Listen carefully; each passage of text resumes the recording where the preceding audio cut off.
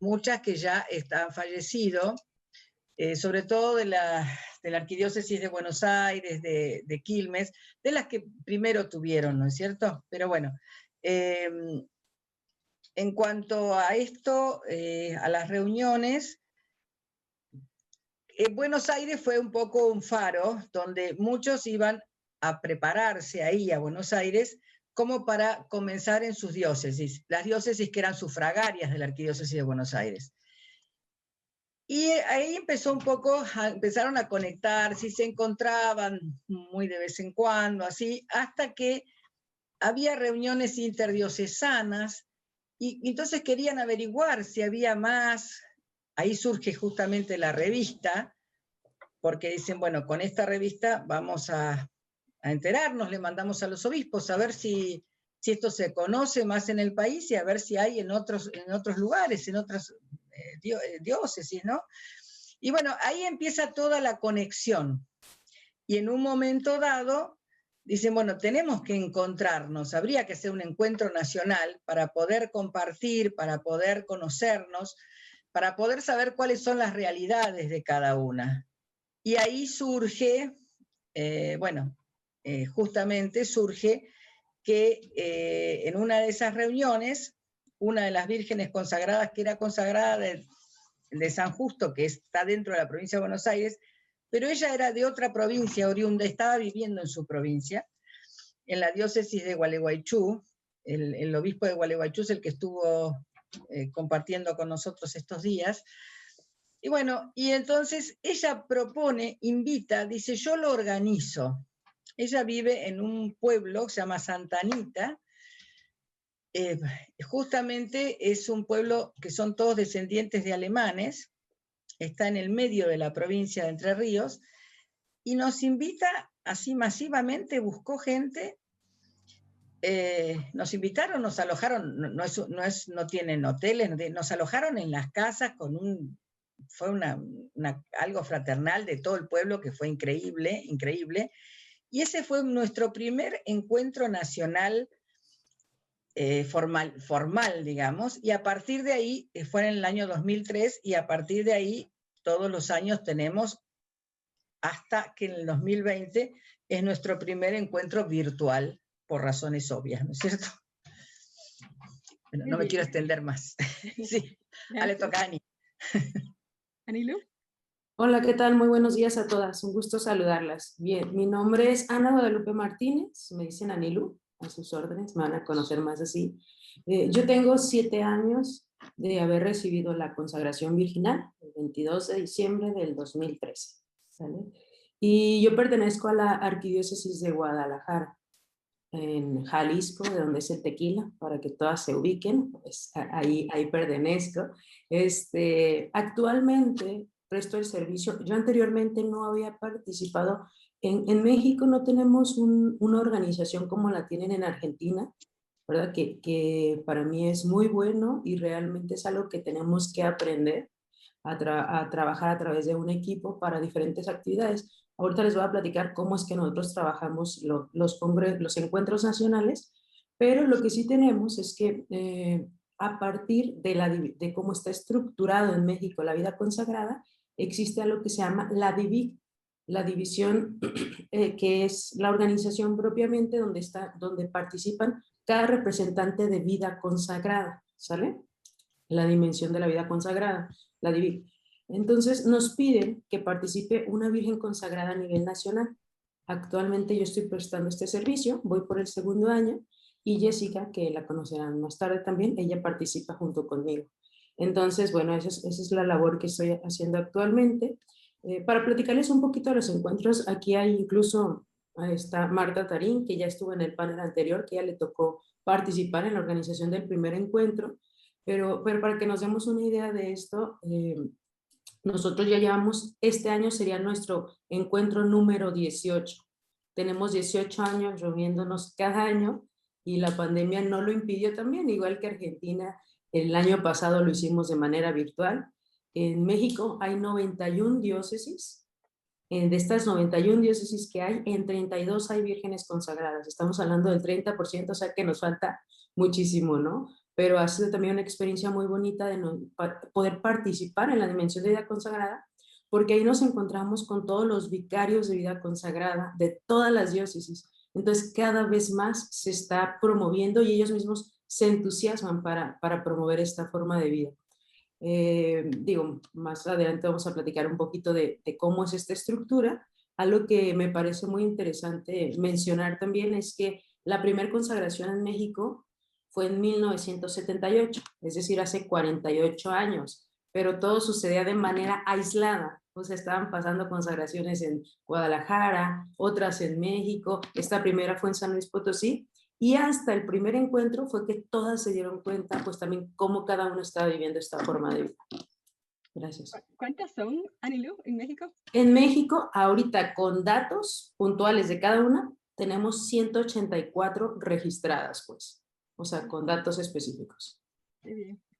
Entonces, la próxima pregunta, lo han respondido un poco, pero ¿cuál fue la motivación de organizar los primeros encuentros? ¿Si había una motivación específica o era simplemente fraternidad? No, la motivación era justamente, era específica, sí, era la fraternidad, pero era aparte compartir, saber cómo estaban en cada diócesis, cómo se estaba formando cada una, compartir qué hacíamos cada una, ¿no es cierto?, en cada lugar, porque las realidades de los lugares son muy diferentes, ¿no? Entonces, para saber realmente y poder compartir y crecer cada una compartiendo, ¿no es cierto? Así que, bueno, esa fue en realidad la razón, ¿no? Es decir, queremos llegar a más lugares, no encontrarnos interdiocesanamente acá en Buenos Aires, sino poder llegar a ver, buscar en el país, a ver si hay otras, cómo fue creciendo. No había ninguna cosa desde la iglesia, digamos, desde la conferencia episcopal no había nada. Si nosotros empezamos con esto y después surge lo de la conferencia episcopal. Justamente en el 2003 nosotros nos reunimos en octubre, ese primer encuentro, y los obispos tienen su reunión plenaria en noviembre y ahí había cambio justamente de funciones, y pedimos, se hizo todo un petitorio que firmamos todas las vírgenes consagradas para pedir un obispo delegado de la conferencia episcopal que se ocupara de nosotros. Eso lo pidió Estela Maris Biagio, que fue un motor para nosotros acá en la Argentina, y muchas lo han conocido, en Europa la han conocido mucho. Y ella, a raíz de que tenía conexiones con las de Europa y todo, sabía que había lugares donde había un delegado de la conferencia episcopal.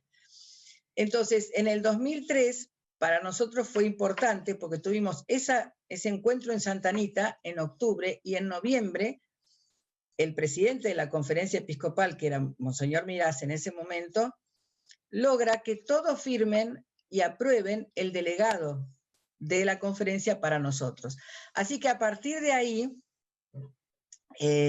la verdad que fue muy importante que nosotros ya tuvimos un delegado episcopal.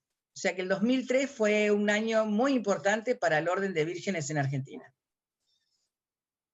¿Y Anilu, la motivación? Estoy sorprendida ahorita que escuché el año de María Sara, porque el primer encuentro fue en Guadalajara en el 2003. Por eso llevamos Entonces, nosotros no lo sabíamos, ¿eh? Pero bueno, les platico, para mí particularmente, y ahorita les platico, es algo muy, muy fuerte, porque yo tenía justo 18 años y yo estaba aquí en Guadalajara y yo conocí a algunas vírgenes consagradas, entonces participé del primer encuentro. En el tema tecnológico, yo llevaba los cables, lo que se necesitara, pero pude estar en las ponencias y todo, ¿no? Ahorita recordaba la fecha y me pareció muy, muy importante mencionarlo. ¿Por qué reunirse? Yo platiqué con algunas de las hermanas, miren, en su momento, nosotras sí nos decimos hermanas, y no está normal. Algunas de las que participaron, pues Maru, en paz descanse, ella vivía en Cuernavaca, era de la arquidiócesis de Cuernavaca. Ella promovió mucho también el Ordo Virginum, ayudó mucho en esta organización. Marta Tarín, que ya estaba, Angélica de Jalapa, entre varias vírgenes consagradas tenían la inquietud de buscar, ¿verdad? Profundizar más sobre el Ordo Virginum, cómo se está viviendo, es lo mismo que dice María Sara, o sea, cómo lo está viviendo cada una. Les decía que el Espíritu Santo pues puso semillitas en diferentes diócesis, entonces al final de cuentas no se conocía bien, muchas se descubrió en este primer encuentro que incluso algunas estaban viviendo en una vida más religiosa que como el Ordo Virginum, tenían una superiora, tuvieron que redefinirse ellas, después de este primer encuentro llegaron y pues resulta ser que había una superiora, llegaron todas con hábito, entonces parecía que no se había entendido bien el sentido y después eso para ellas fue un parteaguas, o se iban a la vida consagrada y seguían con su institución, a la vida religiosa, o se quedaban en el Ordo Virginum y para muchas pues fue como esto. Yo recuerdo muchísimo el primer encuentro porque a mí me da mucha risa, yo que estaba desde afuera pues, que cada que decían algo de lo que no era, todas se reían muchísimo y fue para muchas una sorpresa, un descubrir aquello que el Señor nos había llamado pues en ese momento y les había llamado a ellas. Entonces, creo que lo rico de este primer encuentro y muy particularmente en México es que de diferentes partes de México se empezaron a buscar, se empezaron a localizar, a reunir y tuvieron muchas sesiones previas para que se diera el encuentro en Guadalajara, ¿no? Fue el primer encuentro que se dio y recuerdo que eran alrededor de 40, digo porque ubico más o menos el salón, 40 vírgenes consagradas, a lo mejor, perdón, unas 50 vírgenes consagradas y los demás encuentros pues ha ido creciendo, ¿no? En este último tuvimos casi 100 vírgenes consagradas o en Monterrey, en el penúltimo presencial, en el último pues estábamos más. Y en Guadalajara, que fue anterior al de Monterrey, hubo 102 vírgenes consagradas y así, ¿no? O sea, podríamos irnos para darnos cuenta cómo esto ha servido y ha beneficiado demasiado. Pero el objetivo es ese, ¿no? Profundizar más y, en definitiva, la consecuencia ha sido, al compartir, generar lazos de fraternidad. Esa ha sido una de las más grandes y bonitas consecuencias que diría yo. Gracias. Ani, tu comentario me lleva a la próxima pregunta, que es, tanto como para el primer encuentro, como para los encuentros anuales, ¿cuál es el trabajo previo que se hace? Porque me imagino que no es llegar y pluf, ¿no? Entonces, ¿qué tienen que hacer como preparativas? Bueno, el trabajo previo es comunicarse. Ahora es muy fácil con esto, ¿no es cierto? Es muy fácil con el celular. En ese momento, por mail, los teléfonos eran las largas distancias, ¿viste? No era tan fácil. Bueno, pero por mail se fue conectando todo para ese primer encuentro y toda la coordinación en realidad la hizo justamente Rosa James con el padre Jorge Leiva, que era su párroco, y ahí hicieron toda la coordinación, él nos dio las charlas y todo, y invitaron, y a raíz de que nosotros también tenemos una revista, Sponsa Verbi, también se invitó por la revista. Entonces ahí hubo una difusión también mayor, ¿no es cierto? Y bueno, y esa fue la primera, digamos, ¿no? La organización, que era llegar hasta ahí y bueno, y siempre agradecidas por ese pueblo que nos recibió, nos dio de comer, nos tuvo 3 días ahí brindándonos todo para que nosotros pudiéramos tener nuestras charlas, nuestras compartidas, inclusive ahí se hizo la primera consagración de vírgenes de Gualeguaychú. Así que terminamos justamente con una misa con el obispo, con la consagración de vírgenes, en ese primer encuentro. Fue muy lindo. Sí. ¿Ani? Bien, en general yo he participado en la parte organizativa en 3, ¿verdad? En 3 encuentros, podría decir, o apoyando. Y en los demás que he asistido, les decía que asistí mucho siendo también todavía no consagrada, sino estando en el proceso de formación. Nosotros, como decía ayer Marta Tarín, aquí nos formamos 4 años Entonces, algo que me parece muy importante, si empezáramos desde la selección de la sede, o sea, es todo el tema, ¿no? Porque estamos hablando de que quien se lleva la sede, pues tiene que asumir toda la responsabilidad del encuentro, las distancias también. A mí se me hace muy, muy bonito cuando se define la sede y que nosotros conocemos testimonios de hermanas que empiezan a ahorrar desde el primer día para Claro. poder ir, porque implica un gasto de verdad oneroso para muchas, el tema del avión, o sea, estamos a veces de polo a polo, entonces es algo muy bonito. Yo he escuchado testimonios maravillosos en esa línea, y bueno, eso es algo, es una experiencia. Entonces, la organización desde la selección de la sede, o sea, ¿quién puede asumir esto? En diócesis donde hay una virgen consagrada, pues difícilmente ella podría asumir la organización de un encuentro de 100 personas o de 50 personas, ¿no? Por lo que esto implica. Entonces, pues la rotación de la sede, la difusión y inscripción, también eso es algo que creo que es muy relevante, como decía María Sara, que llegue al conocimiento de muchas para que puedan asistir la mayoría. La temática, ¿verdad? A veces nosotros podemos seguir escuchando los mismos temas y profundizando. Yo les digo a veces, con la pura homilía del rito podríamos pasar años, ¿no? Pero al final ir viendo qué necesidades hay, ¿no? Qué necesidades hay en cada momento y también ir adaptando eso. Incluso en algunos encuentros hemos tenido sesiones para las que ya están consagradas y sesiones para las que están en proceso. Exacto, nosotros también. Al mismo tiempo, ¿no? Entonces, eso implica también otra complejidad, conseguir bienhechores, ¿no? En todas las líneas, sobre todo para que las que reciben, la verdad es que en México se ha cuidado mucho que la inscripción no sea tan onerosa, de tal forma que, pues hay muchas personas de nuestros mismos apostolados y demás, que nos aportan comida o aportan, como decía María Sara, pues el pueblo, ¿verdad? Al final te ayuda en eso para que se pueda sobrellevar. Y finalmente creo que algo que también es muy importante, cuidar, ¿verdad? Que los encuentros sean momentos de encuentro, de fraternidad.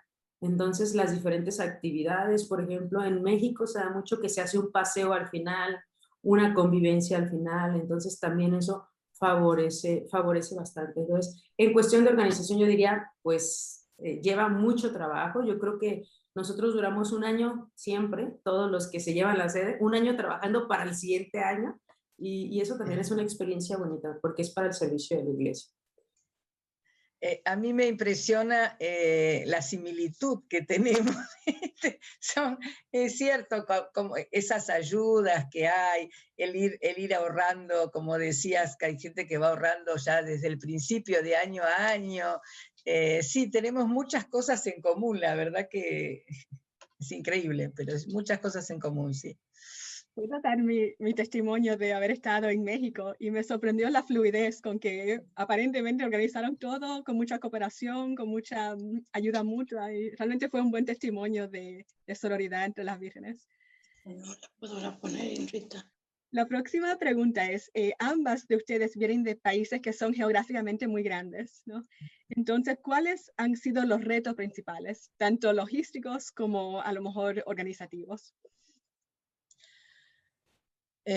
Bueno, siempre se pidió, sacando, digamos, esa primera vez que fuimos invitadas, entonces cada una se arreglaba por su cuenta, pero igual, para llegar, siempre había que buscar también los costos, y lo que hicimos, al principio resolvimos. El primero fue en Santa Anita, que no era Buenos Aires, era más en el interior.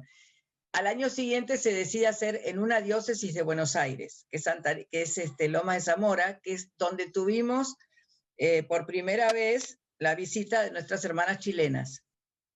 Ahí ya compartimos, fue medio internacional ese segundo encuentro.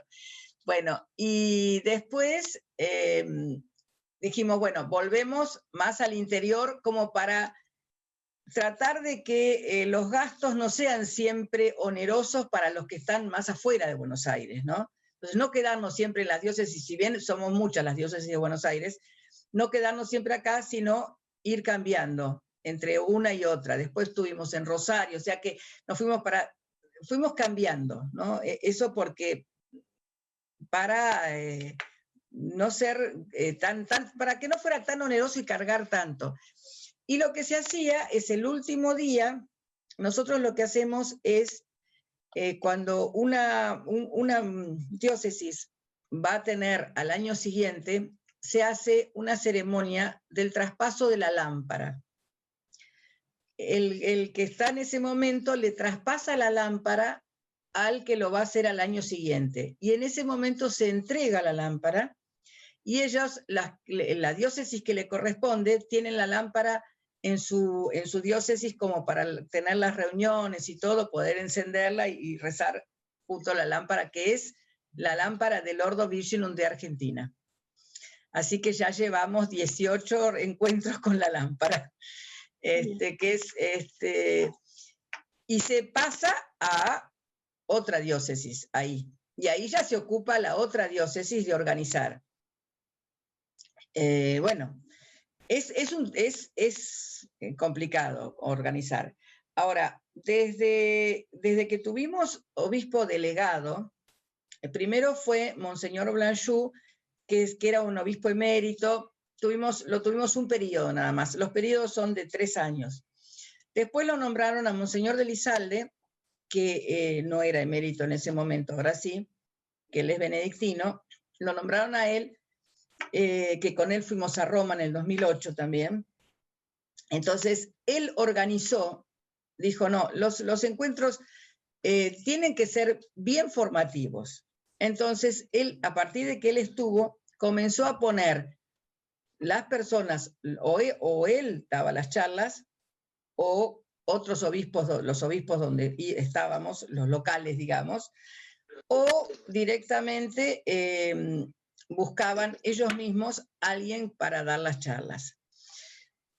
A Monseñor de Elizalde continúa con Monseñor Francini, que era arzobispo de Mendoza, y él también justamente ya es el que, como era presidente de la Comisión de Vida Consagrada de la Conferencia Episcopal, él a partir de ahí, lo que hace es organizar a partir del 2012 el Servicio Nacional. Entonces, en ese Servicio Nacional hay una comisión permanente, viste que estamos ahí, nos pide, siempre nos reuníamos con él para organizar las charlas y del próximo encuentro, a donde fuera. La prueba está que justamente nos toca en la diócesis de Cruz del Eje, donde estaba el lugar de cura Brochero, que había una sola virgen consagrada, así que ella estaba en el equipo ese, así que le vino bien que todas pudiéramos colaborar. Y entonces ya desde el servicio se empezó a colaborar. Antes era solamente en la diócesis, había que arreglarse, ¿no? Pero ahí a partir de él en el servicio se empezó a colaborar y ya se pusieron los predicadores y todos los ponen directamente los obispos, el obispo delegado. Bueno, ahora últimamente que está Monseñor Aspiros ahora, él nos ha dado charlas de los encuentros. Y si no, ponen a alguien que realmente tengamos charlas formativas, ¿no? Eso lo encuadraron bien. Bueno, me fui mucho, me parece, ¿no? Contesté otras, me parece, las preguntas que por ahí tenía. Muy interesante. ¿Ani? En cuanto a los retos, yo creo que el mayor reto que hemos tenido ha sido la difusión. En un primer momento, las vírgenes consagradas que comenzaron esto, pues buscar a los obispos, buscar dentro de la SEM, por ejemplo, o de la DIVI, que la vida consagrada se enterara también para, si había vírgenes consagradas, se acercaran a los encuentros. Yo creo que ese fue el primer reto, porque no llegaba la información, ¿verdad? Todo se bajaba a través de los obispos, de los vicarios de vida consagrada, y a veces no llegaban las vírgenes que ya habían sido consagradas por tantos cambios, ¿no? De nombramiento, cambia constantemente, cada 3 años están cambiando los vicarios de vida consagrada, están cambiando los obispos, entonces después se hacía una vinculación, pero después se perdía. Entonces, si había alguna virgen consagrada, pues no llegaba la información. Yo creo que el principal reto ha sido ese, como la difusión. Otro reto que también se sobrellevó muy bien, y fue gracias al trabajo de muchas vírgenes consagradas, de estar insistiendo pues en pedir un un responsable, un obispo referente, le llamamos aquí, del Ordo Virginum, es decir, ¿qué otros, que sea el vínculo? Él nos ha dicho, ¿verdad? Yo soy el puente entre otros obispos. Entonces ese fue un gran reto que gracias a Dios ya está el nombramiento, ¿verdad? Es Monseñor Ruiz Rendón, de la Arquidiócesis de Hermosillo. Vieron su mensaje, me parece, el día viernes. Entonces, ese fue otro reto y gracias a Dios pues ya se tiene, porque él también nos ayuda mucho en la difusión, en estar mandando esta información a los vicarios y en la vida consagrada. Y yo creo que un reto fuerte y creo que es para toda América Latina, pues el tema económico, ¿verdad? O sea, muchas veces creo que ese es un gran reto en la organización de encuentros, pero yo siempre recuerdo a un amigo, lo más fácil de conseguir es el dinero, ¿no? Entonces, cuando la organización hay una buena intención y es voluntad del Señor, pues todo va llegando. Entonces, a pesar de que es un reto de momento, y lo pienso sobre todo en México, hay becas a veces para hermanas que no pueden aportar, entonces ir armonizando todo eso, creo que el reto es ese, ¿verdad? Todos los recursos están, pero el reto es ir armonizando todo lo que se necesita para la realización de un encuentro. Bien. Entonces, mi próxima pregunta es, se nota claramente que Argentina y México tienen obispos y pastores que apoyan mucho, ¿no? Entonces, ¿qué han hecho ustedes para fomentar lazos fuertes y fructíferos con los obispos? Mira, fundamentalmente fue conseguir tener el obispo delegado. Cuando conseguimos tener el obispo delegado de la conferencia episcopal, entonces eso nos fortaleció, porque ya, bueno, hay un intercambio entre ellos, ¿no? Hay un intercambio. Cuando estaba Monseñor de Elizalde, inclusive en una asamblea plenaria de obispos, hizo que fueran tres vírgenes consagradas a hablarle a los obispos. La trajo a María Luisa Effele de Alemania, estaba Marta Finoquieto y estaba Claudia Páez, que es la que perdimos hace muy poquito, que está allá con el esposo. Bueno, y entonces ahí ya es como que tuvieron una mayor presencia, porque estábamos en una plenaria de obispos, ¿no? Ahí ya hubo mayor presencia. Y a raíz de ahí, a partir de ahí, ya que teníamos nuestro delegado, que sí o sí íbamos creciendo más y comenzaron a haber muchas más consagraciones, porque gente que conocía, gente que se estaba preparando, y nosotras los que podíamos, y dentro que estábamos cerca o por razones de trabajo a lo mejor no, pero bueno, tratamos siempre de ir a las consagraciones. Entonces es como que nos ponemos un poco pesadas a los obispos, ¿viste? Entonces la presencia está, entonces ya te conocen o no te conocen, ¿viste? No había otra. Es como que nos fuimos metiendo de a poco así y nos tenían que conocer. Así que, bueno, esa fue la razón de que nos fueran conociendo más. Cuesta, porque durante años mandamos a los obispados la revista Sponsa Verbi, se mandaba. Yo en un momento dado dije, chica, no la mandemos más porque no sabemos si la abren siquiera. Y siempre tratando de tener una presencia, y costaba, pero a raíz del delegado episcopal y además de los encuentros nacionales, que ellos tienen que hacerse presentes porque se les avisa, vas a una diócesis y se le avisa. Entonces el obispo de alguna manera se hace presente porque sabe que está un hermano de él, que es el delegado, está ahí, bueno, u otro que esté predicando. Así que, bueno, nos hemos ido así diciendo, acá estamos, ¿viste? Todavía nos cuesta, cuesta, pero bueno, acá estamos. Eso era importante, sí. Muy bien. ¿Ani? Yo creo que ha sido similar en ese sentido. A partir de los encuentros también ha sido que en cada diócesis, al invitar al obispo, al comentarle, porque se hace también la misa de cierre o en algún momento se invita al pastor de esa diócesis para que dirija unas palabras. Entonces eso también ha ayudado mucho a que exista esta relación y también vea.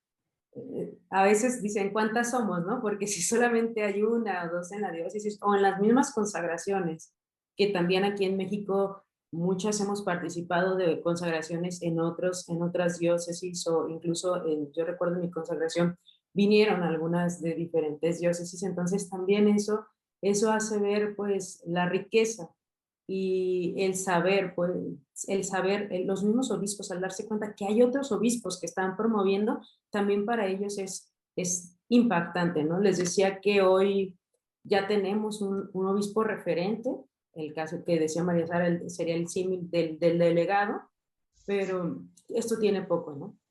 Hoy ya con este obispo referente, él nos ha dicho que él nos ayuda haciendo puente. Es complicado, o sea, ciertamente hay diócesis donde cuesta trabajo, en donde hay que seguir insistiendo, pero también yo creo que pues esa es la tarea, ¿no? Seguir insistiendo en esas líneas. También hay diócesis donde los obispos son los promotores y también eso es muy bonito, ¿verdad? Sí, Los mismos sí, es obispos son los cierto. promotores. Hace Sí, unos sí. días hablaba con el obispo de la consagrada de aquí y me decía, acabo de platicar con una muchacha, creo que va a ser para Lordo, luego te paso sus datos. Entonces también eso es como muy bonito, porque vas viendo cómo ellos se convierten en promotores también de esta forma de vivir. Bien. Ahora, cambiando un poquito la temática, han hablado las dos de los costos económicos, ¿no? de organizar el encuentro. ¿Prevén ustedes que el formato podría cambiar después del COVID, como incluir una parte virtual, o prefieren volver a una reunión exclusivamente presencial? Yo creo que a partir de COVID todo hay que hacerlo doble, digamos, ¿no? Virtual y presencial. ¿Por qué razón? Porque es cierto que las distancias son muy largas. A nosotros nos pasa como México también, tenemos grandes distancias. Y hay gente que no puede subvencionarse a lo mejor el viaje, si bien se consiguen algunas becas, pero es mucho el gasto del viaje, el gasto de la casa de ejercicio donde estemos alojadas. Entonces, me parece, sobre todo en este momento, nosotros en el país económicamente estamos muy mal, o sea que yo creo que en cuanto a esto podamos reunirnos físicamente, la virtualidad no la tenemos que dejar, no se debe dejar, en ningún sentido, ¿no? Porque le damos posibilidad a muchas otras de que puedan participar. A lo mejor no se puede hacer todo virtual como estuvimos haciendo ahora, pero sí lo que son charlas y algunos de los encuentros en Zoom como para que puedan participar.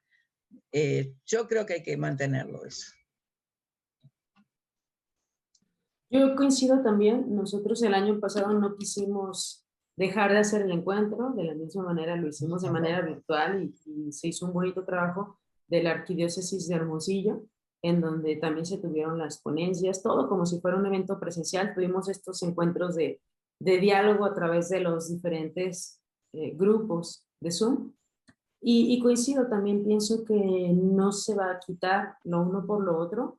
Es necesaria la convivencia física, también le ha aportado bastante, ¿no? Yo ahorita recordaba momentos de risas, donde ya no puedes dejar de reír porque estás disfrutando mucho. Nosotras algunas nos gusta cantar y otras tocan instrumentos, entonces en la noche estar tocando la guitarra y estar cantando juntas, o sea, todo eso pues no es lo mismo de manera virtual y en definitiva los momentos de oración, voltear a ver a una de las hermanas, para mí siempre ha sido un gran testimonio a las mayores, ¿verdad? Que tienen tanta vida y que las ves con todo el esfuerzo y con todo el amor recibirte y estar ahí, pues son un gran testimonio para nosotras, ¿no? Entonces, creo que esa necesidad, incluso yo pensaba, a mí particularmente me ayudó muchísimo también por las brechas generacionales que hay en mi diócesis. Entonces, cuando yo me encuentro con otras de mi edad, más o menos, ¿no? Entonces, fue lo que a mí me ayudó bastante, porque yo sabía a quién acudir en algunos momentos donde necesitaba algún consejo de la misma forma de vida, ¿no? Entre iguales nos ayudamos más, es necesario también. Entonces, pienso que no se va a suprimir una cosa por la otra, pero la realidad virtual nos viene a enriquecer. Y en México, por ejemplo, voy a aprovechar que están las de México, ¿verdad? Para dar un anuncio, un aviso. Nosotros estamos ahorita trabajando ya en tener convivencias fraternas mensuales. O sea, previo al encuentro que viene, vamos a tener convivencias fraternas mensuales. ¿Por qué? porque no en todas las diócesis hay encuentros mensuales. Entonces, vamos a tener 2, 3 horas al mes para estar orando juntas, una reflexión juntas y dialogando, y eso lo vamos a promover para estar de esta manera. El próximo empieza el siguiente mes, por eso les decía que voy a aprovechar para el anuncio, ¿no? No se ha mandado la difusión, pero es algo que ya estamos trabajando, las que se va a hacer este encuentro anual. Entonces yo creo que la realidad o el trabajo virtual viene para quedarse, pero no va a suprimir la otra parte. No. Bueno, con respecto a lo que decía de los encuentros nocturnos, nosotros tenemos un día de los que estamos, siempre se dedica al fogón. Y en ese fogón, bueno, las cosas más disparatadas pueden pasar, ¿no es cierto? De guitarras, de cómicos. Bueno, se hizo, en el virtual se hizo un fogón, pero no es lo mismo. No es lo mismo que estar preparándolo.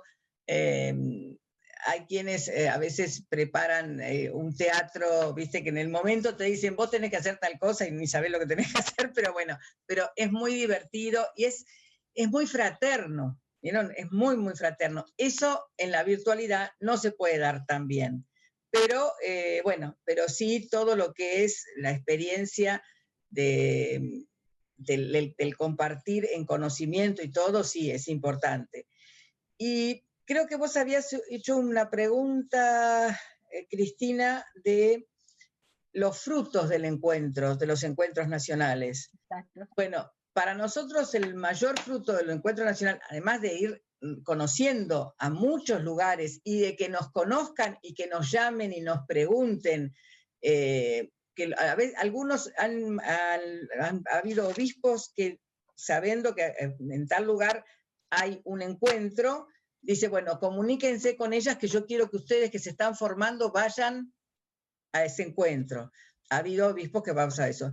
Pero para mí el fruto principal fue tener un retiro anual para nosotras. Y ese retiro anual que durante la delegación de Monseñor Francini surgió, justamente él dijo, tratemos de hacerlo en un lugar fijo que es, un poco se llama el centro, como si fuera el centro del país, que es la provincia de Córdoba, cosa de que todos más o menos tengan las mismas distancias para llegar ahí, ¿no? Por los costos.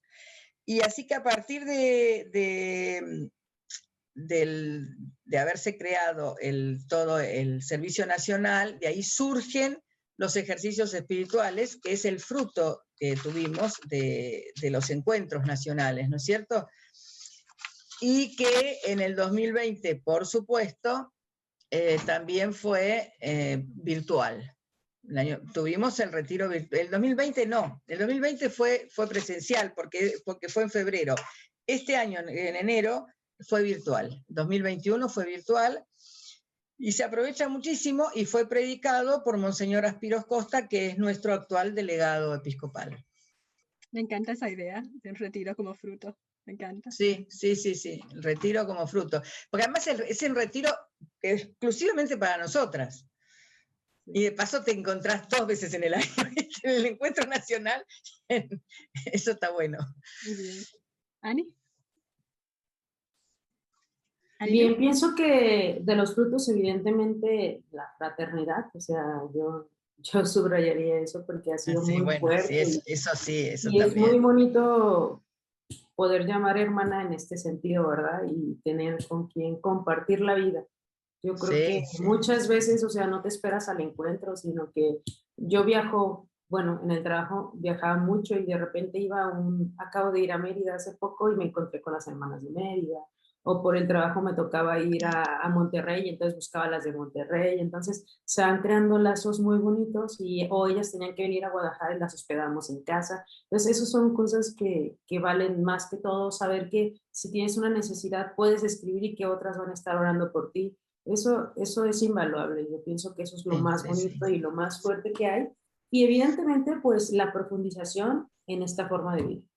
O sea, cada una pues va profundizando de diferentes formas, pero en el encuentro como que toda esa riqueza es aprovechada por todas. Entonces, yo creo que esos son los dos grandes frutos, que se pueda compartir no solo información, sino la experiencia de vida. Eso es formación, ¿no? Y la fraternidad. Yo creo que esos son los dos grandes frutos del encuentro. Muy bien. Yo tengo una última pregunta antes de ir cerrando, pero si hay alguien que tenga una pregunta que lo quiere mandar por el chat, sería muy bueno. Tendremos algunos minutos para preguntas. Entonces, la última que quería preguntar era, ¿qué recomendaciones tienen para países o diócesis o provincias eclesiásticas que quisieran lanzar algo parecido, pero que no han empezado? ¿Qué recomendaciones? Bueno, yo creo que se tienen que largar, tienen que hacer el intento.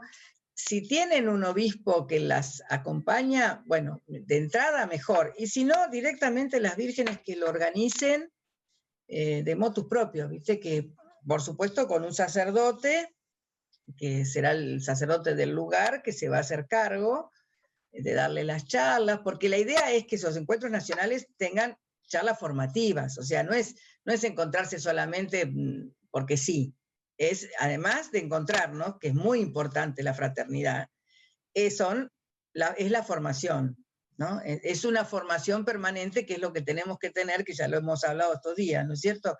Entonces, es un encuentro de formación. Por eso, yo creo que tienen que lanzarse, porque la cuestión es esa, lanzarse. Una vez que se encuentran, pueden armarlo entre varias, decir, bueno, ¿quién se ocupa de la música? ¿Quién se va a ocupar de esto, de lo otro? Las charlas y las invitaciones. Hoy en día con los celulares es mucho más fácil.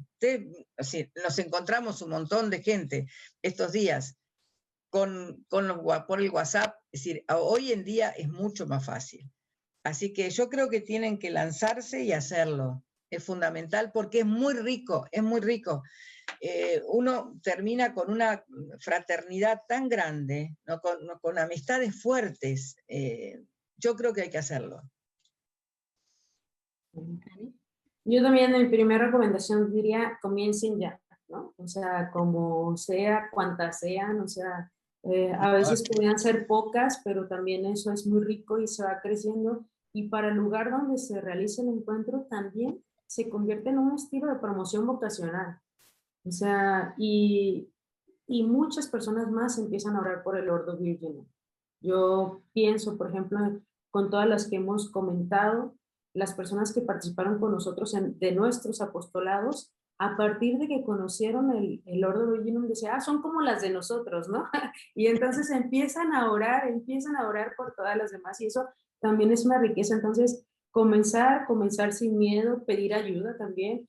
Para mí algo que ha sido muy valioso es que no se queda en la sede, sino que todas participan y hemos conocido los dones de todas, o sea, la belleza de las que cantan, la riqueza de las que estudian y comparten, se dan los dones y esa es la manera más bonita. Entonces, la gran recomendación es comiencen, pidan ayuda, busquen, si necesitan al menos empezar a hacerlo de manera virtual, pues saben que pueden buscarnos también para lo que necesiten, estamos para servirles. Y al final es eso, es comenzar y el Señor va poniendo todo para que eso suceda. Bueno, y una de las cosas, por ejemplo, que yo les decía, busquen un sacerdote que charlas formativas, pero ya sabemos que las charlas formativas no es solamente que las vayan a dar los obispos y los sacerdotes, ¿no es cierto? Entre nosotras tenemos que conocer que hay vírgenes consagradas con mucha capacidad para hacerlo también. Eso hay que buscarlo y bueno, intercambiar, porque es muy importante. Nosotros en los encuentros hemos tenido muchas veces nuestras hermanas que nos han dado charlas, ¿no? Muy bien. Voy por las preguntas que han mandado. La primera pregunta que recibimos es si ustedes tienen algún material organizativo, por ejemplo, planes de trabajo o planillas que pueden ayudar a otros lugares a organizarse, que pudieran compartir.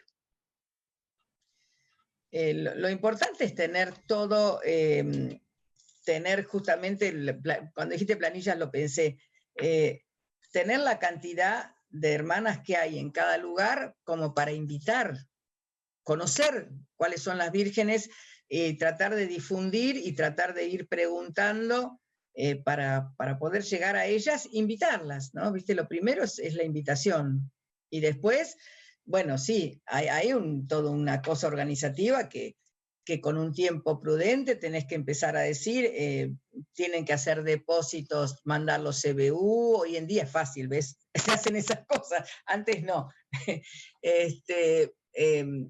Para ir reservando, porque siempre hay que reservar lugares que son casas de ejercicio, porque para alojar 50, nosotros nunca bajamos de 50, siempre fuimos de 50 para arriba, entonces tenés que buscar lugares espaciosos. Así que, bueno, lo fundamental es eso, ¿no? Tratar de organizarse en ese sentido, buscar quiénes son, invitar, y bueno, eso. No sé, Anilú, cómo lo hacen, pero... Sí, yo creo que a lo mejor lo que podríamos compartir es, pienso que desde un horario, porque a veces empezar y dices, ¿cómo empiezo, no? A lo mejor les podemos compartir los horarios de los últimos encuentros y que ustedes vean si les sirve, no les sirve, algunas invitaciones, podemos compartir. De hecho, ahorita recordaba pues que una de los encuentros, el antepenúltimo en Monterrey fue transmitido en Facebook antes de la pandemia. Entonces, bueno, las vírgenes consagradas de Monterrey fueron profetas porque ya sabían que íbamos a estar así en ese punto. Y creo que ahí también ustedes pueden ir viendo los horarios, o sea, podemos compartir toda esa información que les sirva. Yo creo que todas las diócesis estaríamos dispuestas a aportar en lo que se pudiera. Nosotros, por ejemplo, nosotros siempre aprovechamos el feriado del 12 de octubre, del Día de la Raza. Ahí tenemos 3 días. Pero hay muchos lugares donde uno llega porque los ómnibus son por nocturnos, llega a lo mejor a la mañana el viernes y comienza a la tarde el encuentro, del viernes a la tarde al lunes a la tarde, ¿no? Y bueno, pero la misma experiencia nos hizo ir cambiando esas cosas, porque si bien el encuentro comienza regularmente con la misa, con las vísperas, el viernes a la tarde, pero resulta que a veces estamos desde la mañana. Entonces ya hay que cambiar otros esquemas, acomodar lo que sea el almuerzo de las que van llegando, porque además es toda una logística según donde esté la casa, de ir a buscar a las hermanas que lleguen o en avión o en ómnibus, ¿viste? Es toda una logística, ¿no? Que hay que armar. Pedirle a gente que si pueden poner los autos, ¿viste? Pero bueno, todo eso lo pueden preguntar y si tienen dudas, ¿viste? Y se dice, porque la verdad que es Muy bien. Hay 2 preguntas que llevan al mismo punto. Las 2 preguntas son, ¿cómo logran que sea este proceso organizativo, especialmente de los temas de formación, etcétera? ¿Cómo logran que sea un proceso consensuado? O sea, que tenga el parecer de todas las vírgenes, que no sea impuesto desde o el comité organizativo o desde los obispos. Nosotros en realidad se comenzó a poner desde los obispos a poner en la parte formativa, ¿no? Que sí, a veces nosotras mismas pedimos algunos temas, ¿no es cierto? Se han pedido temas o se ha considerado que era bueno. Por ejemplo, en el segundo encuentro tuvimos ritual. Y después que fuimos avanzando, claro, en 18 años, hay un montón de gente nueva que necesita eso, y entonces se ha ido renovando, a lo mejor se vuelve a dar el tema, cambiando y demás, pero por las necesidades que haya en ese momento. En realidad es consensuado, sobre todo desde que está el Servicio Nacional, ¿no es cierto? Que ahí el obispo nos dice, bueno, y ahí queda consensuado, ¿sí? ¿Ani? Yo pienso que, bueno, el encuentro nunca es impuesto, ¿no? Es libre y quien guste asistir y demás, entonces eso también es algo real, es algo que es más es parte de tu formación permanente, si lo quisieras ver así también, entonces Claro, es libre. En cuanto a la temática, la decide cada sede con nosotros y eso nos ha beneficiado mucho, o sea, no hay un tema impuesto, cada cada equipo de cada sede va decidiendo qué se necesita. Algunas han hecho encuestas, algunas no, nada más han propuesto en función de la experiencia o, por ejemplo, si ha salido una nueva encíclica, algo que nos pueda aportar, pues nos vamos por esa línea, ¿no? Pero es muy abierto y la verdad es que ha sido muy rico porque también hemos tratado de diversificar y no quedarnos solo en temas doctrinales, sino también espirituales, incluso talleres de oración, o sea, ha sido muy diverso y ha sido muy rico. Creo que eso es una gran riqueza. Sí, Hay sí, una pregunta, comentario, que me parece muy interesante. Si alguno de ustedes tiene experiencia con una comunión de bienes, o sea, como un fondo diocesano para ayudar a las vírgenes que quizás no podrían participar sin ello. no, para nada. En mi caso no tengo ninguna experiencia de eso. Lo que sí hacemos, a lo mejor personalmente, en cada diócesis, de hacer un fondo para ayudar a una. Cuando a mí me tocó en el 2006 me sugirió una señora, me dijo, ¿por qué no les pedís a los de la comunidad, de la catedral y a todos los que conoces, que te aporten algo? Dice así, y vos sabés que eso me dio mucho resultado y pude ayudarte, conseguí como 3, 4 becas conseguí, para que no era mucho, pero bueno, era importante. Y estamos tratando ahora, sí, de hacer un fondo en el servicio para tener para distintas cosas. Por lo pronto ahora, lógicamente, todo lo que es la virtualidad también lo tenés que pagar, porque el Zoom no hay que pagarlo y todo, entonces se está tratando de hacer un fondo. Eso es nuevo, ¿eh? Eso estamos tratando de hacerlo ahora, sí. ¿Ani?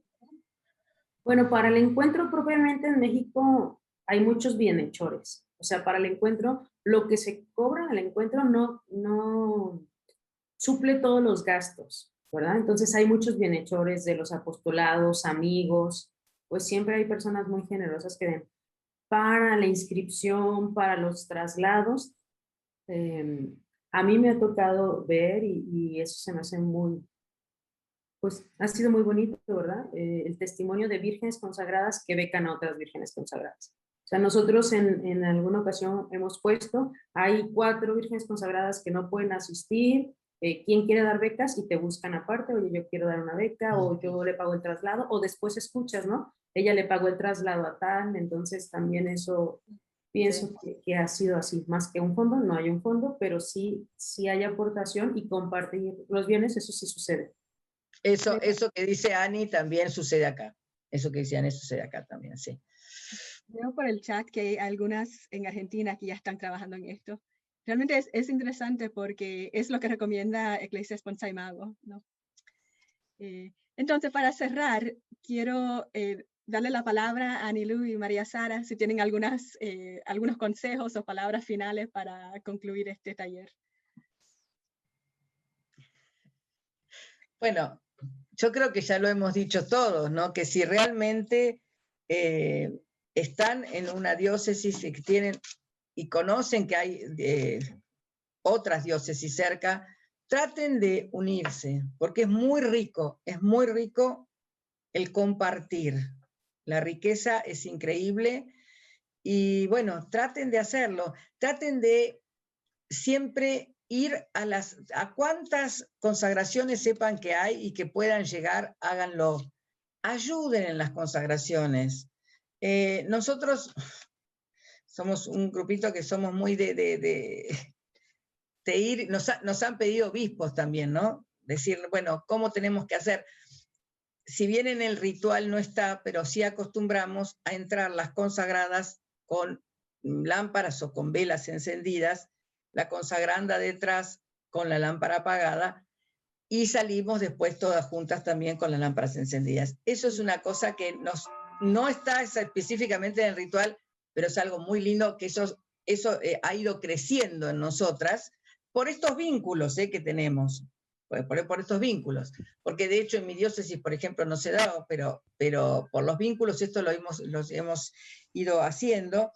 Y realmente es lindo, porque es muy importante poder tener ese vínculo fraterno y poder ayudarnos entre todas. Es muy importante. Y es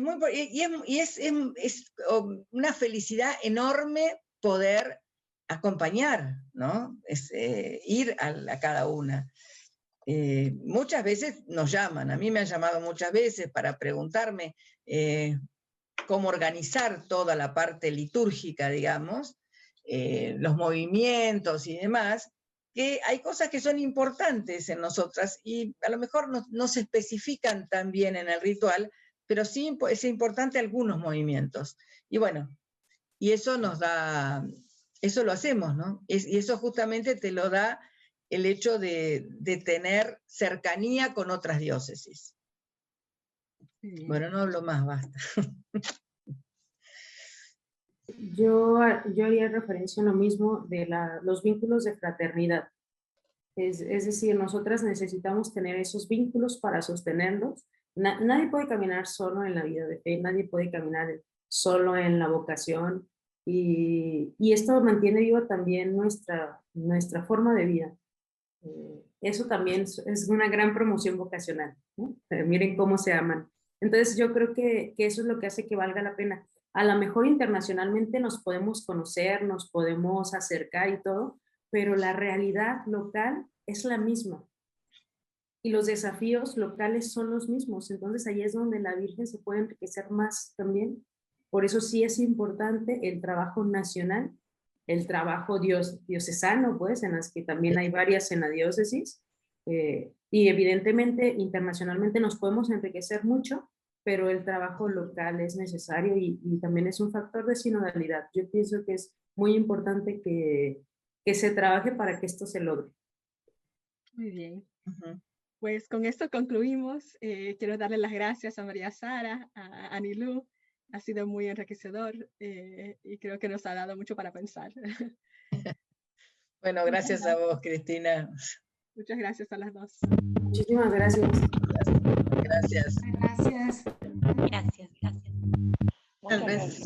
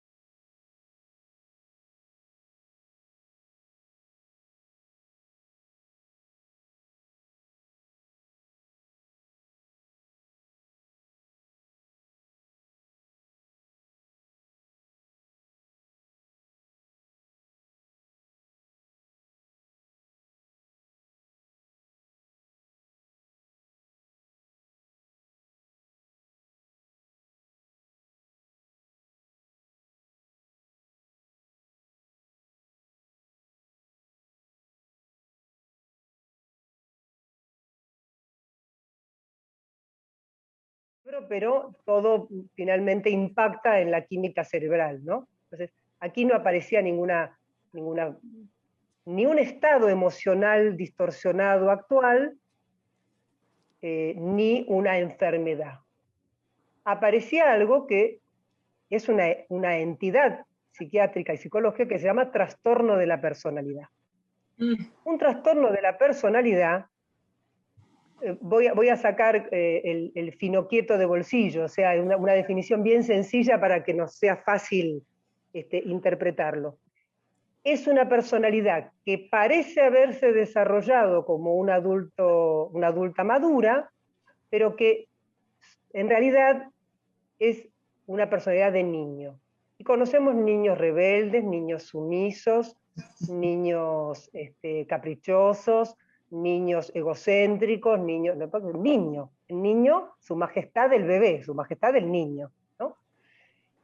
Bueno, y en este caso en particular, aparecía muchísimo este trastorno de personalidad que hacía que fuese una persona muy aparentemente dócil y pasivamente agresiva, pasivamente, o sea, se entiende que ¿no? Pasivamente agresivo, alguien que te va a decir todo que sí, pero que te va a estar odiando mientras que te dice que sí. Bueno, una cantidad de características, como incluso que la que más le interesó al obispo es la dificultad de relaciones sanas, profundas entre personas, y no un como sí de la relación, que puede ser amable, puede ser cordialmente, socialmente cordial, quiero decir, no cordial, porque cordial viene de corazón, socialmente cordial, ¿no? Y entonces, este tipo de personas que se muestran sumisas con las autoridades y déspotas con los iguales o los subalternos. ¿Mm? Una persona con un trastorno de personalidad. El trastorno de personalidad, para los que no están en el tema específico, antiguamente se lo llamaban las psicopatías. Entonces, una persona así también te puede llegar a decir que nadie le explicó, porque lo que se le explicó no lo entendió ni lo quiso entender, porque simplemente no hay llegada en el diálogo, ¿no? No sé cuál es el caso de la persona que nos está comentando, ¿no? Que nos está comentando que alguien le contó, pero yo les cuento lo que le pasó a este obispo. Él lo vio muy clarito, dijo, es esto lo que yo veía. Yo le pido en mi diócesis a las vírgenes consagradas, primero es una consagración pública, y segundo, yo suelo pedirle acompañamiento en algunas tareas pastorales diocesanas. Y si yo a esta persona le doy un poquito así de jineta, ¿no? Le doy un poquitito de autoridad en algo, va a ser un serio problema y un escándalo, porque hay un trastorno de personalidad. Quizá en otras formas de vida consagrada, y sé que la acompañaban a que pensara en alguna consagración privada, porque, bueno, el obispo en esta diócesis no quería consagrar a alguien que tuviera un trastorno de personalidad semejante. Estoy segura que alguien que tiene un trastorno de personalidad, y fíjate que diría que le estafaron, que no le dijeron, claro, que no. Es lo más probable, porque niegan la realidad. Por eso hablaba recién de la docilidad, la capacidad de trabajarse y dejarse trabajar. Con docilidad nos sanamos de todo y vamos a cualquier lado. Sin docilidad, el hombre de la armadura de hierro. No le claro. llega nada, pero tampoco se da y se puede. Y fíjate que este asunto de la personalidad es importante porque la personalidad viene con nosotros. Entonces, a veces es difícil comprender el resultado de un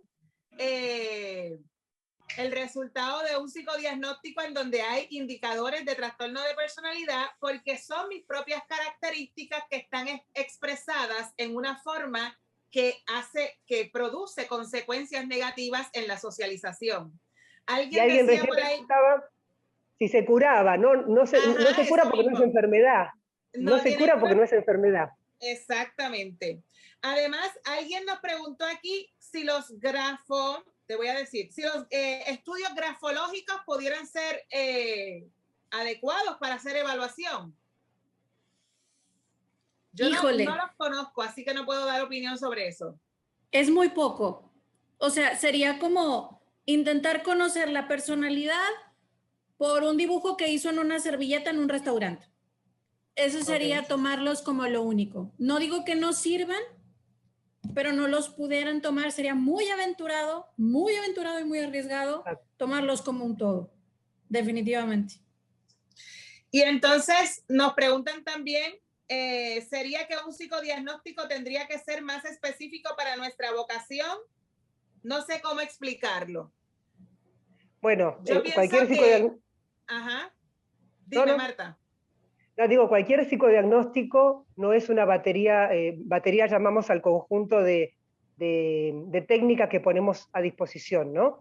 Entonces, la entrevista es una técnica también, o sea, y los distintos tipos de Claro. entrevistas también son técnicas, no son solo gráficos o demás. Entonces digo, primero se conoce a la persona y después se diseña la batería para esa persona y para la necesidad de ese psicodiagnóstico. O sea, uno va a buscar, por eso es muy importante que no cualquiera haga el psicodiagnóstico, tiene que saber muy bien de qué se trata esta vocación, ¿no es cierto? Entonces, no digo específicamente muy bien de la virginidad consagrada, pero sí saber que es una vocación a la vida consagrada que no va a tener el acompañamiento y el seguimiento hora a hora que tienen otras formas de vida consagrada. Entonces también se exige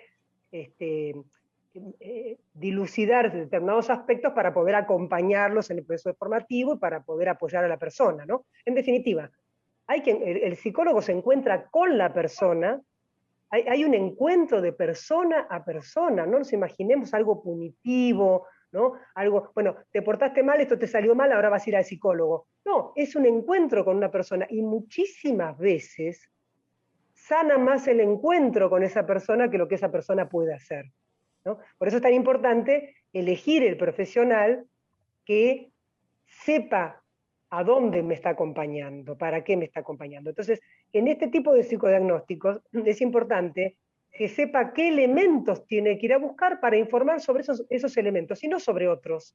Es como cuando te hacen un psicodiagnóstico de trabajo, ¿no? El mejor obsesivo es un buen archivista. Bueno, bárbaro, entonces agarran tus obsesiones y te dicen, usted es un excelente trabajador para el archivo, ¿no? Ahora, Claro. si tiene que ser creativo para algunas cosas y es muy obsesivo y se da vuelta en los rulos de... Bueno, entonces esto es lo mismo. Es para qué estoy haciendo este informe en esta persona en particular, en esta situación en particular. Entonces, a mí me parece interesante algunos elementos que ya se han hablado en el transcurso del fin de semana con respecto a nuestro estilo de vida, porque cuando en un proceso de formación le pedimos a una chica que vaya al psicólogo, quizás estamos viendo elementos que tienen que ver con su personalidad, con la manera en que establece y mantiene relaciones positivas con los demás, cómo maneja su cuidado personal, su estilo de vida, cómo maneja, ¿verdad?, su forma de comunicarse, la manera en que se integra a los grupos y realiza ciertas actividades, porque al final el psicodiagnóstico puede ser un conjunto de pruebas, exámenes o baterías de entrevistas estructuradas quizás, en donde obtenemos un perfil de la persona y ese perfil nos ayuda a ver esas fortalezas y debilidades. Así que no es una camisa de fuerza tampoco. Y fíjate que son, como muy bien decía Lucy, son instrumentos que deben ser personas debidamente cualificadas en la profesión de la psicología para ofrecer este servicio. Así que pienso que, ¿verdad?, aquí no hay tampoco varitas mágicas. No quiere decir que el psicodiagnóstico lo va a revelar todo. Y por otro lado, pues hay una validez en estos instrumentos que hace que sean, ¿verdad?, mejores alternativas para identificar ese perfil de personalidad en esa búsqueda de ser una candidata idónea. Voy a mirar aquí las preguntas de nuevo, ¿verdad? Porque este asunto de los servicios psicológicos y de las pruebas psicológicas es muy amplio, podría ser un tema de discusión solamente. Yo creo que lo más importante que podamos sintetizar es que comprendamos que es una herramienta útil y que hay momentos en la vida en que necesitamos el apoyo de los servicios de expertos en salud mental, en conducta humana, y que a veces hay situaciones de la vida que requieren algún tipo de evaluación formal o algún tipo de acompañamiento terapéutico formal. Y yo recuerdo una frase de mi director espiritual que siempre me hace entrar como en conciencia. ¿Eso que me estás planteando afecta en algo tu vida de fe? ¿Cambia en algo tu relación con Dios? Pues si no afecta tu vida de fe, no cambia tu relación con Dios, quizás no es materia de dirección espiritual. Es posible que sea materia de consejería, es posible que sea materia de terapia psicológica, porque a lo mejor son issues de la vida propia, de las personas, de las relaciones, que necesitamos un profesional especializado para poder recibir ese acompañamiento. Así que voy a mirar otra vez el chat de las preguntas, porque este tema de los servicios psicológicos es súper amplio, igual que el mismo tema de la afectividad. Pero puntualizando, la afectividad forma parte de la identidad del ser humano. Nuestra dimensión humana, psicológica, compone el elemento afectivo de la voluntad, de las emociones, de la personalidad. Y en los procesos de discernimiento vocacional siempre están aterrizados a la vida del ser humano, y por consiguiente la madurez humana y la afectividad están involucradas. ¿Ok? Nos dice por aquí una de las preguntas. ¿Cómo acompañar a las nuevas generaciones? Hay más de una persona que nos ha colocado aquí la inquietud de que está con jóvenes, comparte con jóvenes, cómo enfrentarse, ¿verdad?, a la situación de los jóvenes hoy, a los retos de los jóvenes. Bueno, voy a tomar la palabra. Yo creo que una de las cosas bien importantes es literalmente vivir en el mundo sin ser del mundo. Es decir, yo no puedo acompañar a las jóvenes, por ejemplo, o a los jóvenes en un apostolado, o a las jóvenes dentro de la formación, si yo no conozco qué está pasando afuera. No se vale intentar ponerles mi realidad como una camisa de fuerza, porque la realidad que yo viví en ese momento es muy distinta a la que están viviendo ahorita. Entonces, yo creo que uno de los requisitos fundamentales es vivir en el mundo sin ser del mundo. ¿Qué significa? Saber qué está pasando allá afuera, saber qué hay, estar enterado de lo que está pasando en el mundo, saber en dónde se mueven esos jóvenes o esas jóvenes, qué hay a su alrededor. Porque yo puedo ser una catedrática increíble en algo, o en cualquier, o en muchas ramas de teorías, pero si yo no lo sé encarnar en la vida, va a ser bien difícil que el joven o la joven se sientan acompañados. Entonces, necesitamos, creo yo, aprender a encarnar a Dios en la realidad de cada joven. O sea, aprender a ponerlo ahí. Muy bien, voy a otra pregunta. Dice aquí, acabamos hablando de la psicología en el acompañamiento y en el discernimiento de las candidatas, pero el tema de la afectividad en las que ya son consagradas, ¿podríamos iluminar con respecto a la afectividad de las que ya son consagradas? ¿Qué importancia tiene eso para las que ya somos consagradas?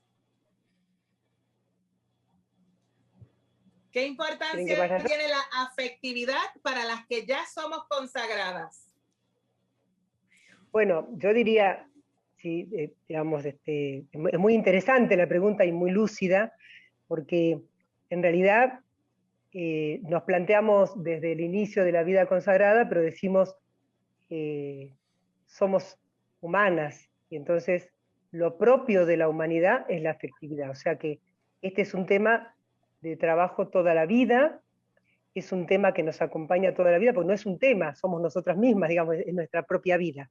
Y la realidad es que, por eso algo había comenzado por allí a desgranar, este tema de poder ir permanentemente trabajando el abordar los propios cambios que se van dando a lo largo de nuestra vida, y esos puntos que me gusta llamarlos de crisis, porque no son, la palabra crisis no tiene una connotación negativa. Hay una crisis natural cuando pasamos de la niñez a la adolescencia, ¿no? Quisiéramos quedarnos allí con todas nuestras seguridades que teníamos de niño, todo se nos desarmó, ya los padres que sabían todo empezamos a darnos cuenta o a creer que no saben nada. Tenemos que encontrar nuestra identidad, nuestro proyecto de vida y demás. Después parece que hay una etapa en que normalmente nos vamos como sosegando, después posiblemente de haber encontrado nuestra vocación existencial y nuestra vocación laboral, personal, profesional, como se llame, que van juntas en realidad porque es allí donde nos desarrollamos como mujeres consagradas, en lo cotidiano, de nuestro trabajo también y de toda nuestra vida. Y en ese devenir también tenemos los cambios y las crisis propias de las distintas etapas evolutivas, ¿no?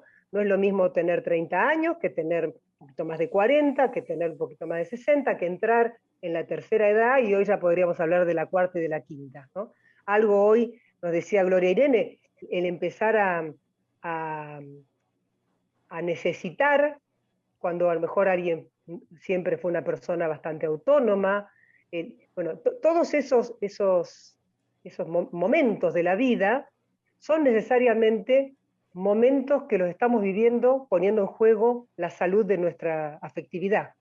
Alguien por allí también decía, ¿por qué terminamos hablando de lo psicológico? Bueno, porque en realidad los aspectos psicológicos son aquellos que tienen que ver con la afectividad, o sea, no es porque queramos mandar a la gente al psicólogo, sino porque nosotras mismas tenemos que analizar estos aspectos que son psicológicos, porque no están en ningún lado, aunque queramos apoyarnos en que están en el cerebro, en todo caso están en el alma, ¿no? Y sí, repercuten, ¿no? Esos momentos fuertes de la vida repercuten a veces hasta tal punto que estresan tanto nuestro sistema fisiológico que nos traen consecuencias de salud física, digamos somática, ¿no? Gastritis, infarto, hipertensión, diabetes o alguna de esas cosas que a veces se desbaratan más con el estrés.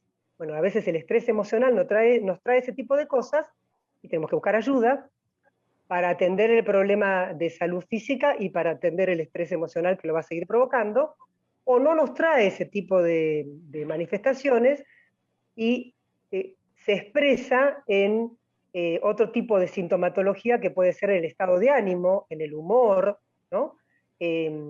Estamos hablando, ¿saben de qué? De procesamiento de los afectos. Aunque parece que estamos hablando de psicología, estamos hablando de procesamiento de los afectos. O sea, estamos hablando de afectividad, ¿no? Claro. Unos afectos internos, unas mociones afectivas internas, mal canalizadas y mal trabajadas, nos pueden llevar incluso a tomar decisiones en nuestra vida. Se llama, bueno, ya que nos gusta dividir las cosas en dimensiones, y antes dije 4, voy a decir 4, ¿no? El acting out, o sea, el realizar actos que no obedecen a una razón de la razón, ¿no? O sea, que no obedece a una moción racional, al haber sopesado, es un acto impulsivo, como revolear un plato o llorar, que descarga nuestra tensión interna, a veces realizar un acto. Entonces estamos en alguna crisis de angustia, por alguna situación, por un momento de la vida, que vamos a hablar concretamente de la vida consagrada, ya que la pregunta tiene que ver con nuestros momentos de afectividad. Venimos con mariposas en el estómago, después se nos van las mariposas en el estómago, la vida pasa a ser cotidiana, esto es lo que hay, se nos va enfriando los gestos del amor, y entonces empezamos a sentir quizá una amargura. Bueno, tenemos que buscar los recursos espirituales, pero en el medio estamos sintiendo esa amargura, ¿no? Por ejemplo. Entonces, a veces, como resolución a esa tensión, largamos todo, tiramos todo por la borda. Decimos, pues yo me voy de este lugar o me salgo de esta situación. Eso es un acting out.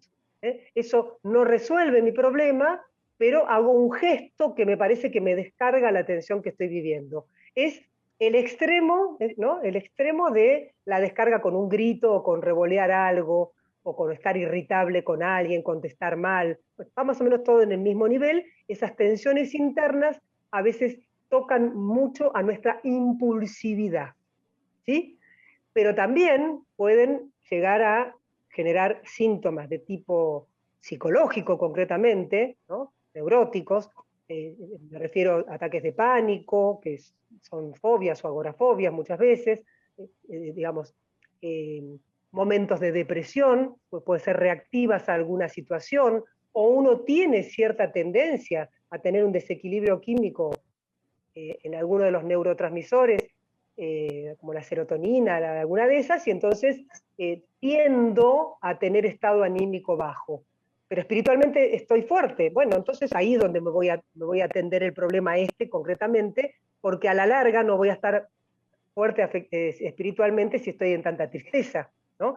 Bueno, esta es nuestra vida afectiva, ¿no? Y también tenemos, como decíamos recién, muchas veces por temas de nuestra vida afectiva terminamos enfermando el cuerpo. Y lo estoy dividiendo así porque así lo entendemos, pero en realidad no hay un cuerpo solo, no hay un cuerpo solo, hay una persona, ¿no? Completa. Sí. Eso es lo interesante, ¿verdad? Que lo podemos explicar teóricamente así como desmembrado, pero esas emociones internas están ocurriendo continuamente dentro de nuestro cuerpo. Y hay veces que quizás tenemos como que esos altos y bajos, ese swing, como dicen en inglés, del estado de ánimo, porque realmente los procesos afectivos, como acabas de decir, están, ¿verdad?, interactuando en nuestro interior. Y yo quiero puntualizar en este asunto lo que Marta mencionó. La afectividad y la madurez humana es un camino de vida entera. Así que quizás en los primeros años del discernimiento, de la respuesta vocacional, de la preparación para la consagración, hay una urgencia porque estamos buscando bienestar. La vocación no te puede hacer daño a ti y tú no le debes hacer daño al estado de vida vocacional. Así que tiene que haber una relación de beneficio. La iglesia no debería producir daño. Sabemos que han ocurrido montones de situaciones en donde la gente ha salido herida en procesos, en relaciones, pero eso no debería ocurrir. Así que nosotros tenemos que ser responsables con nosotras mismas y cuidarnos a nosotras mismas. A mí me gusta mucho una palabra. El bienestar es práctica de autocuidado. Y el autocuidado va en función de mis necesidades físicas básicas del cuerpo, de mis necesidades psicológicas básicas del interior, ¿verdad?, de la personalidad y del ser. Y en este contexto en el que estamos, mis necesidades espirituales. Y la dirección espiritual es el foco, ¿verdad?, principal para atender esas necesidades espirituales. Pero mira qué interesante, desde lo físico, donde hay médicos especialistas, la parte del alma en el aspecto del desarrollo psicológico, de la vida interior, en donde hay expertos también, psicólogos, consejeros, orientadores, profesionales de salud mental, así como que en el orden espiritual tenemos alrededor de nosotros personas muy capacitadas para ser directores espirituales, que nos ayudan realmente a progresar en la vida del espíritu y a integrar ese ser humano que es cuerpo, que es alma y que es gracia. ¿Ok? Hay aquí varias preguntitas que voy a ver cómo los resumo. ¿Qué decimos nos preguntan aquí, ¿cuáles son las características de un trastorno de personalidad o cómo se desarrolla un trastorno de personalidad? Y esa pregunta es muy amplia también. Yo voy a decir una frase y quizás a ustedes también enfóquense en decir una o dos frases. Algunas personas con trastorno de la personalidad han tenido experiencias muy difíciles en la niñez, en la adolescencia, que les han llevado a vivir aspectos como muy crueles de la vida humana y no han recibido las fuentes de amor básico que un ser humano necesita para crecer y madurar. Esa es una razón por la cual puede haber un trastorno de personalidad. Lucy, algo breve sobre trastornos de personalidad. Yo creo que el trastorno de personalidad, como muchas otras de las enfermedades mentales y de salud mental, son multifactoriales. Es decir, no solamente podemos hablar de que esto lo causa, entonces si lo viví, entonces ya tengo el trastorno de personalidad. No. Es una multitud de factores. Entonces, como pueden estar estas experiencias, como puede haber también una cuestión también fisiológica, ¿sí? Como puede haber también, por ejemplo, que debido a todas estas situaciones, por ejemplo, pueda haber o exista un tremendo miedo al abandono, un tremendo miedo al rechazo, un tremendo, entonces empiezan a gestarse, ¿sí? A gestarse una multitud de comportamientos o de conductas que van a ser externas, que se van a empezar a detectar normalmente, pero esto no es, así tal cual, entonces ya cumplí 18 años, entonces ya lo pueden notar. No, ¿sí? Pero normalmente estos trastornos o este trastorno en particular del que hemos estado platicando, que pues salió de ejemplo, normalmente se empiezan a detectar algunos síntomas o algunas conductas manifiestas al final de la adolescencia. O sea, no en la adolescencia muy temprana, sino cuando empieza todo este cambio hormonal, empiezan a detectarse ciertas conductas, a ciertos rasgos de los que hay que estar muy, pues, atento. No significa que en la vida adulta no pueda surgir, no, porque sí puede. Por eso hablamos de una multitud de factores. Marta, algo muy breve sobre trastorno de personalidad. Muy breve, más allá de los factores que lo pueden causar, que como bien dice Lucy, multifactorial, porque nosotros somos la herencia intergeneracional, la herencia genética, las experiencias de la primera infancia y las experiencias posteriores. Todo eso nos va conformando de alguna manera, pero nosotros también trabajamos con ello. Justamente esto quiero marcar. Quien tiene un trastorno de la personalidad tiene una estructura rígida de personalidad que no se quiere trabajar y que no quiere transformar, incluso para trabajar a su favor. Tiene una coraza armada, por eso cuando preguntaban si se cura, digo, no, porque no es una enfermedad. Bueno, ¿qué quise decir con esto? Es que la persona no quiere cambiar, no se le entra por ningún lado porque no puede ver eso que los demás ven. No puede relacionarse, no puede tratar de relacionarse de otra manera porque le parece que está perfecta su manera de relacionarse. Y tiene una relación con los demás, con las personas, como si fueran objetos. Por eso se habla de psicopatía, se hablaba antes de psicopatía, ¿no? No logran ver en el otro a un sujeto, ven en el otro a objetos, porque quizá ellos también fueron vistos como objeto de otro. Y entonces su forma de defensa, casi cuasi psicótica, es relacionarse desde el lugar donde saben relacionarse, que es, los demás son objeto de mi deseo, objeto de mi manipulación, objeto para que me cuiden, pero digamos, por eso hablamos de un niño, ¿no? El niño busca en el otro la satisfacción a su ser carenciado. Por supuesto, son personas dignas de nuestra mayor compasión y de tratar de darle la mayor ayuda posible, pero es muy difícil porque en general no la quieren recibir. Ese es el típico de un trastorno de personalidad. Todos los demás pueden ser de trastornos pasajeros, que todos podemos estar hoy con un lado de las piernas para este lado y del otro lado para el otro, y pasando la línea de estar de consultores a atendidos. De hecho, tenemos que estar dispuestos a atendernos y a cuidarnos. Pero lo propio de un trastorno de la personalidad es ese no querer salir de esa posición. Yo creo que esta pregunta que voy a mencionar para cerrar ya, porque ya como que hemos consumido el tiempo y nosotras tres hablamos mucho, será común en la profesión de la psicología. Nos hacían aquí una pregunta de qué hacer con quien no se quiere dejar atender. ¿Qué hacer con personas que no quieren recibir ayuda, que no aceptan que tienen una necesidad? Y pienso que ya la hemos contestado porque Marta ha usado muy bien la palabra docilidad. Pero no sé si quieran añadir algo más. Yo pienso que es difícil. manejar una persona que no se deja atender. Pues porque podemos ver, ¿verdad? Que quizás lo valioso de su vida se está deteriorando, se está perdiendo, y no importa cuántos recursos tengamos, no llegamos a esa persona. Alguien decía por ahí en el chat, rezar. Perfecto. Amarla mucho. Amarla mucho y rezar por ella.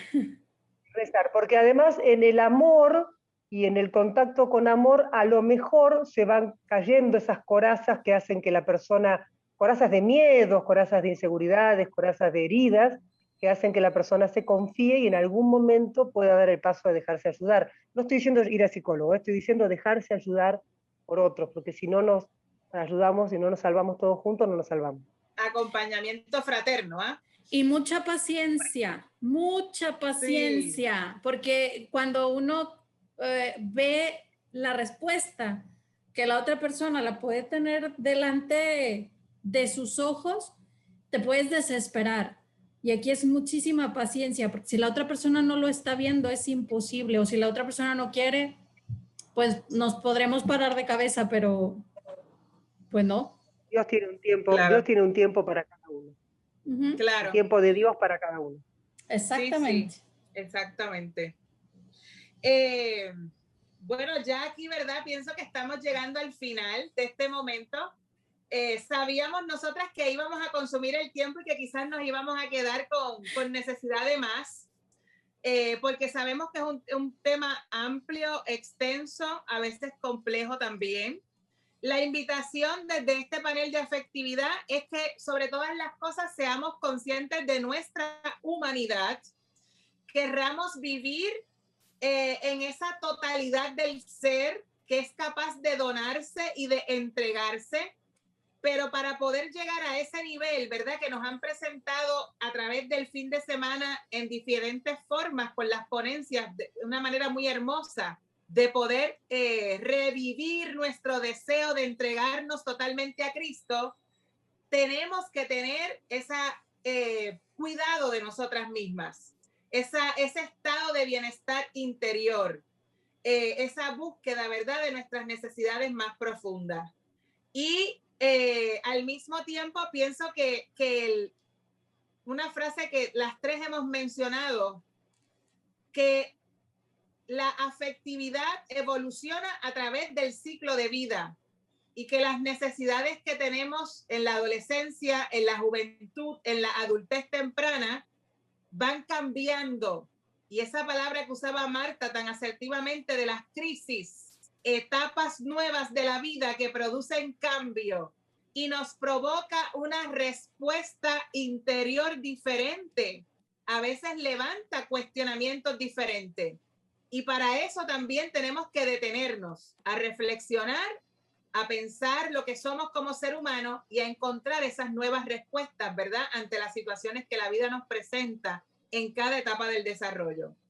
Que no tengamos miedo a pedir ayuda. Yo pienso que es un mensaje muy valioso de este conversatorio. Que los servicios psicológicos, ya sea de evaluación o de terapia, están disponibles para situaciones muy particulares. Y que hoy podemos estar fortalecidas y tener salud mental positiva y de repente mañana ocurre algo totalmente inesperado y nos cambia la vida. Y el mismo ciclo de vida trae experiencias novedosas, a veces muy felices y otras muy tristes también, que se vuelven retos y que nos invitan, ¿verdad?, a mirarnos a nosotras mismas y a buscar nuestro bienestar y a tener autocuidado. Así que no me queda más que agradecer a todas las personas que han estado con nosotros. Hemos tratado de utilizar todas las preguntas que estaban en el chat. Algunas se repetían o se podían unir. Y creo que Marta quiere decir algo. Que levantó la simplemente vi que salió varias veces una pregunta a la persona que hizo esa pregunta, que tiene que ver con cómo acompañar o cómo trabajar el tema de candidatas que hayan sufrido situaciones de abuso. Bueno, la verdad que da para otro, porque es un tema muy profundo, muy extenso, pero sí, después me voy a fijar, y Lucy o tú, Ivette, contactar directamente con quien haya consultado eso y ver si podemos darle alguna ayuda, alguna, no sé si ayuda, pero por lo menos compartir un poco por dónde se podría acompañar este tipo de situaciones. Ok. Bueno, pues entonces a las hermanas que nos están ayudando ahí con el chat de las preguntas, a ver si podemos identificar, ¿verdad? Las personas que nos escribió con respecto a esa inquietud del abuso sexual. Ciertamente es un tema muy delicado y profundo. Créanme que vi la pregunta, fue de las primeras preguntas que aparecieron, pero si nos metíamos ahí, no tocábamos otras cosas que quizás eran importantes, medulares. Así que, ¿verdad? Discúlpenos esas, pero a veces hay que tratar de buscar esos puntos que nos ayudan a profundizar el tema y que si nos metemos en un solo espacio, vamos a tener otro tema que no es el para el cual nos convocamos. Nuevamente a Lucy y a Marta, muchísimas gracias por participar, por aceptar la invitación. Estamos muy contentas, ¿verdad?, de contar con ustedes tanto en México como en Argentina como recursos de apoyo, ¿verdad?, de orientación, de consultoría. Y bueno, pues ya en los próximos meses, ¿verdad? Cuando estemos procesando todo esto que hemos vivido en el fin de semana, quizás también haya contactos individuales, alguna gente que quiera compartir con nosotros de manera individual. Así que nuevamente, gracias a todos los que se conectaron en este momento. Seguimos participando, seguimos compartiendo, nos queda por ahí y me parece que un momento de espiritualidad y el cierre del día. Así que ánimo, continuemos trabajando. Excelente, chicas. Gracias. Gracias, Ya muy está, bueno. el testimonio Gracias. está en YouTube. Buenísimo. Muchas gracias, muy lindo. Muy Y nos iluminada vemos a la las clase. 4 para el foro, en 20 Muy minutos. enriquecedor. Muchas gracias. Muchas gracias, maravilloso Gracias. el tema, gracias. Muy iluminado todos los temas. 20 Gracias a minutos las para tres. el break. Mil gracias. Muy iluminadas las tres. Muchas gracias.